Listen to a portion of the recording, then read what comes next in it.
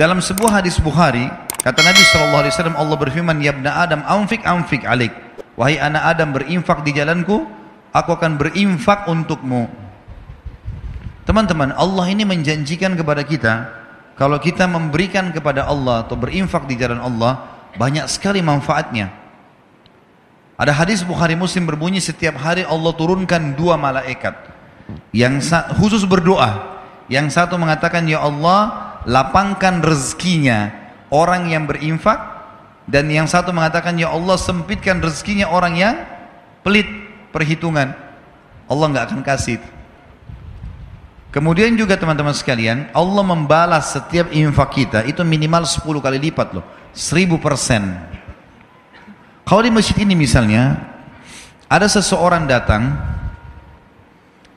orangnya kita kenal secara nasional, kemudian punya perusahaan besar, kemudian jelas ya, usaha-usahanya jelas segala macam, dan produk yang dijual juga menguntungkan. Lalu dia tawarkan ke kita, nih siapa yang ikut investasi, misal 100 juta, dia dapat akhir bulan 100%, jadi 200 juta.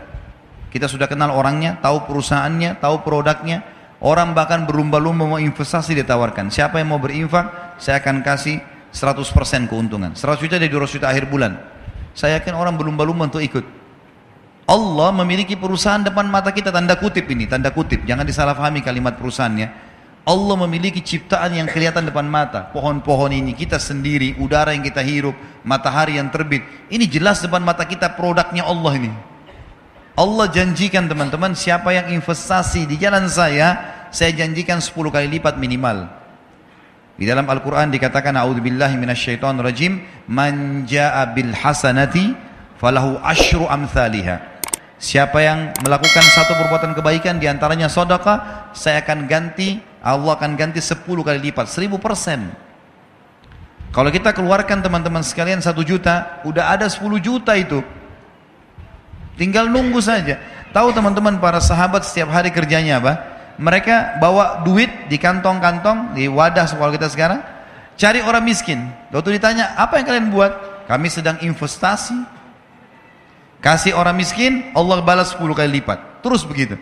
Di zaman Abu Bakar, Uthman bin Affan, Abu Abdurrahman bin Auf, sahabat-sahabat yang kaya, nggak ada akunting, gitu kan? Belum ada sistem kayak kita sekarang, komputerisasi yang rapi. Bagaimana cara mereka mengatur duitnya? Saya kalau baca sejarah mereka itu luar biasa. Dagang, transaksi, orang susah dibantu, orang yang memang layak dapat untung, diputar lagi modalnya, dikeluarin di jalan Allah, disedekahkan, yang sisanya dipakai modal. Begitu-begitu saja. Waktu mereka meninggalkan harta, kalau itu sekarang itu bisa ratusan miliar rupiah, mungkin triliunan kalau uang rupiah. Mereka tidak punya admin, tidak punya apa-apa. Bagaimana mereka bisa atur semua itu? Karena sedekah. Abdurrahman bin Auf pernah buktikan kepada kita dalam kisahnya. Beliau pernah kedatangan keuntungan 1 peti emas. Belum pernah untung sebanyak itu. Dia duduk gelisah di dekatnya emas itu. Istrinya tanya, kenapa Abdurrahman? Saya gelisah lihat ini. Enggak pernah keuntungan kita sebesar ini. Allahu alam kalau terjadi di seseorang di antara kita yang dapat 1 peti emas, mungkin udah di dalam di tanah kali ya.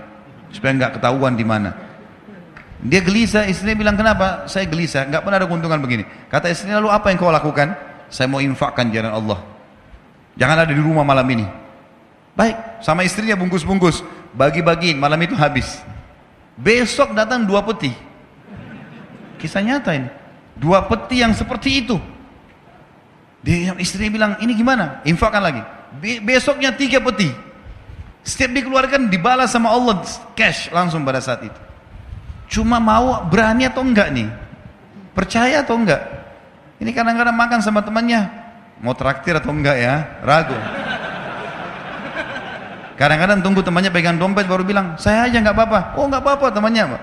Oh ya sudah dibayarin enggak apa-apa. Sering-sering ya. Pesannya sering-sering gitu. Ini salah ini. Di jalan Allah 10 kali lipat. Praktekin, ini rumus yang sederhana.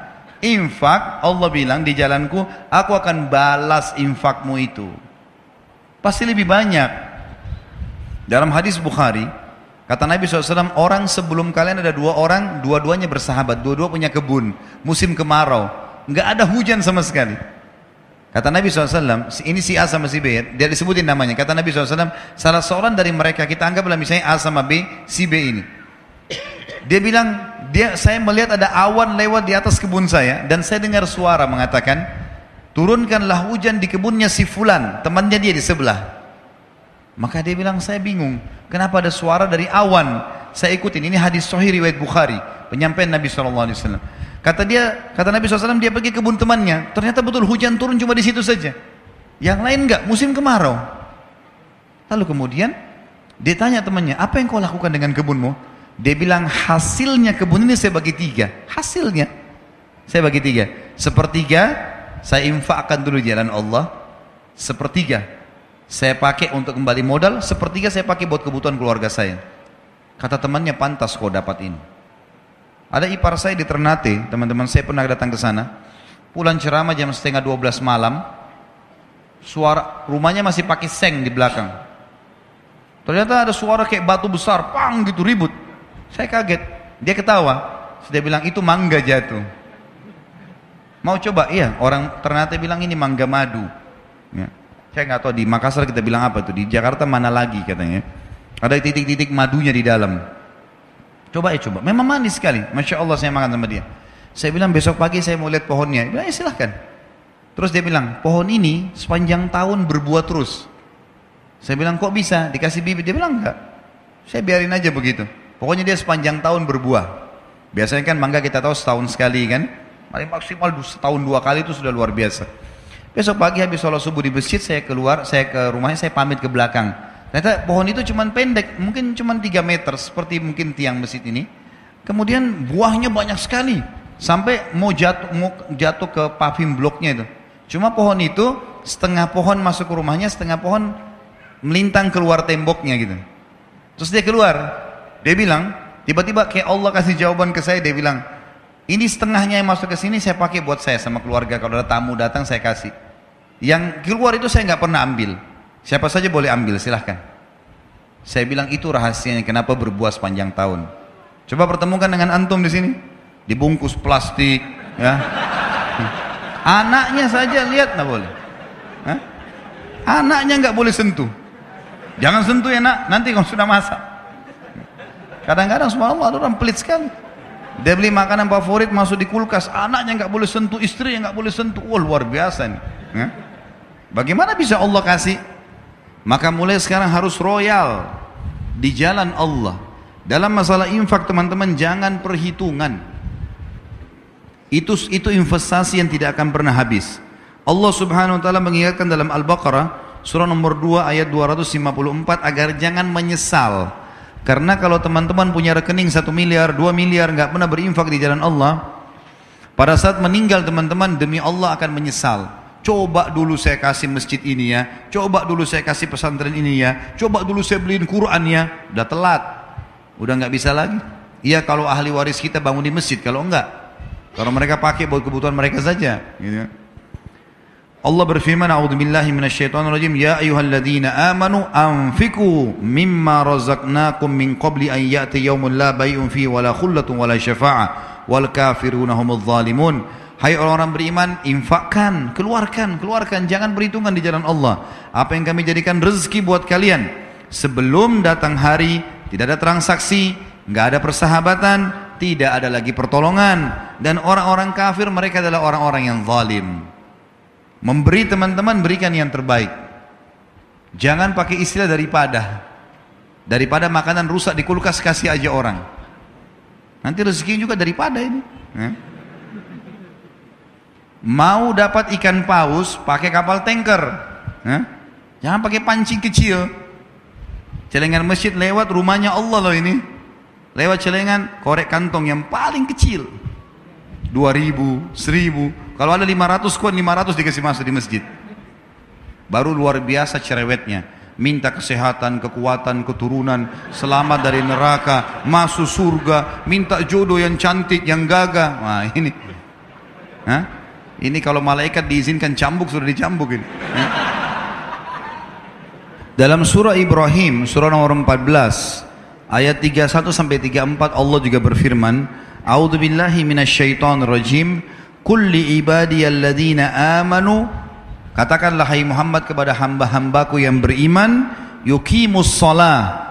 Mereka selalu sholat, jaga 5 waktu sholatnya. Itu waktu absen kepada Allah. Datang on time di awal waktu. Wa yunfiqu mimma razaqnahum sirran wa alaniyah. Dan mereka selalu ikutkan setelah sholat infak. Sembunyi-sembunyi atau terang-terangan. Karena kadang-kadang kita dimintai orang di pinggir jalan sudah. Ingat kaidah dalam ibadah.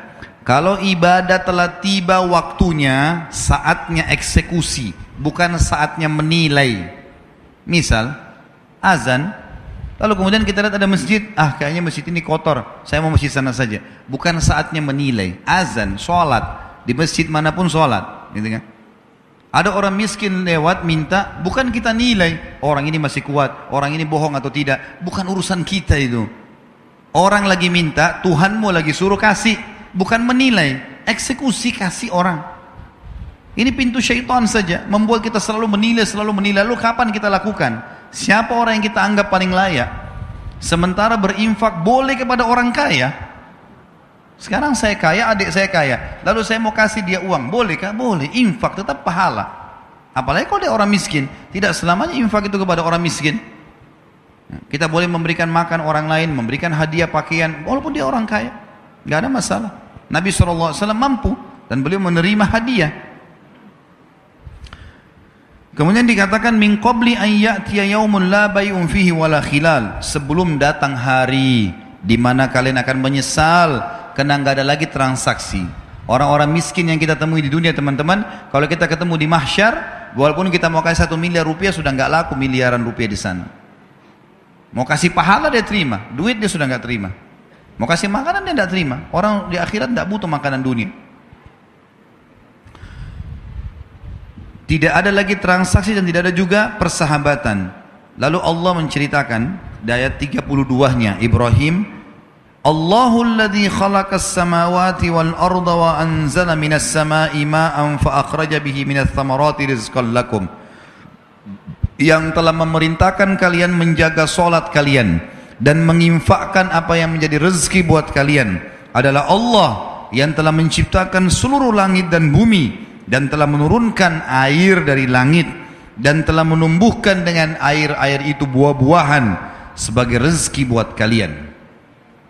Wa sakhkhara lakumul fulka litajriya fil bahri bi amri, dan yang telah menyuruh kalian salat dan berinfak di jalannya adalah yang telah menundukkan buat kalian bahtera-bahtera, sehingga yang telah menundukkan buat kalian lautan dan sungai sehingga bahtera-bahtera kalian bisa meraung di atasnya. Wasakhkhara lakumul anhar, dan telah menundukkan juga buat kalian sungai, jadi laut dan sungai. Wasakhkhara lakumus syamsa wal qamara daibain, dan yang telah merintahkan kalian salat dan berinfak adalah yang telah menciptakan dan mengatur matahari dan bulan yang rutin, matahari pagi hari, bulan di malam hari. Wasakhkhara lakumul laila wan nahar, dan yang telah menyuruh kalian salat dan berinfak adalah yang telah menundukkan malam dan siang. Wa atakum min kulli ma sa'altumuh, dan juga dia telah memberikan semua yang kalian minta. Wa in ta'uddu ni'matallahi la tuhsuha, kalau kalian ingin menghitung-hitung nikmat Allah, kalian tidak akan mampu menghitungnya. Innal insana la zalumun kafar, sesungguhnya manusia itu adalah makhluk yang zalim dan kufur. Tidak ada haknya dia, tidak ada punya dia di situ andil, tapi dia merasa dia punya hak, merasa dia punya hak, merasa dia punya hak, merasa dia punya hak.